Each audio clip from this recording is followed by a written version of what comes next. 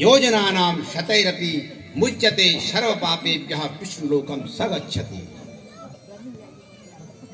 केवल मां गंगा के सम्मुख जाकर के नहीं, बहुत दूर कोसों दूरों से कहा। ऐसे मां गंगा का यदि हम ध्यान करते हैं, योजनानां शतैरपि, सैकड़ों योजन दूर से भी मां गंगा का यदि ध्यान किया जाता है तो समस्त पाप जो है निर्मल हो जाता है हमारा अंतःकरण।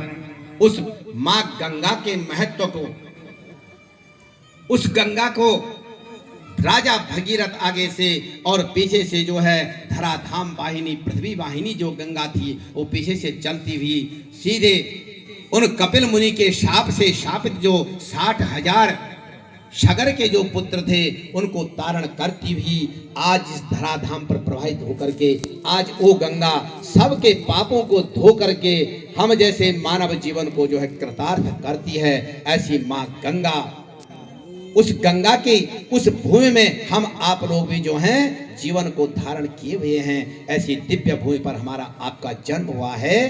ऐसे उस सूर्यवंशी राजाओं का वर्णन जो है आगे चल करके ठीक इसी असमंजस अंशुमान दिलीप भगीरथ के वंश के ठीक 10वीं पीढ़ी में दीर्घबाहु नाम के राजा हुए। इनके पुत्र का नाम खट्वांग हुआ। खट्वांग के पुत्र का नाम रघु और रघु के हुए अज और अज के हुए महाराजा दशरथ। और ऐसा प्रतापी वंश हुआ कि दशरथ महाराज, जिनके संबंध में आप लोग भी जानते हैं कि जिनकी 4 रानियां थी कि 3 रानियां थी, जो भी थी, है ना, तो उनको जो है इनके घर में संतान नहीं हुई। इन्होंने यज्ञ किया, वशिष्ठ महाराज को बुला करके पुत्रेष्ठ यज्ञ हुआ। और यज्ञ के पश्चात वृद्धावस्था में माता अग्नि प्रसन्न होकर के साक्षात यज्ञ कुंड से प्रविष्ट होकर, यज्ञ कुंड से उत्पन्न होकर प्रवेश करती हुई माता अग्नि माता ने दशरथ महाराज के जो गुरु वशिष्ठ थे उनको पात्र में प्रसाद के रूप में खीर का एक कटोरा प्रदान किया।